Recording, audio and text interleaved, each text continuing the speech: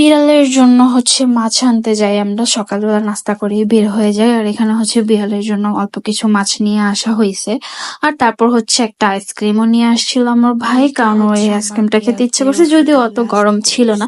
আর এখানে হচ্ছে আম্মু বিরিয়ানি রান্না করছে। আর এই বিরিয়ানিটা অনেক মজা, এটা ছিল চিকেন বিরিয়ানি। আর এটা তো আমরা সবাই জানি যে বিরিয়ানির মধ্যে যদি আলু না হয় তাহলে একদমই ভালো লাগে না, আলুটার টেস্ট অন্যরকম। মাংসের থেকে আলু ভাল লাগে। আমি একদিন আলুর বিরিয়ানি রান্না করব। আর বিরিয়ানির একটা মেইন জিনিস হচ্ছে লেবু। লেবু না হলে আমার ভাল লাগে না, কার কেমন লাগে আমি জানি না, কিন্তু লেবু ছাড়া আমার বিরিয়ানি জমে না। আর সাথে তো অন্যান্য সালাদ থাকবেই, মাস্ট বি, কিন্তু লেবুটা থাকতেই হবে। আর এখানে আম্মু দুপুরে খাওয়া দাওয়ার পর হচ্ছে আমাকে আর আমার ভাইকে হচ্ছে চকলেট গিফট করে। আর তারপর বিকালবেলা ভাইয়ের জন্য আনারস নিয়ে আসি। অ্যান্ড এইটা ছিল হচ্ছে সন্ধ্যার নাস্তা।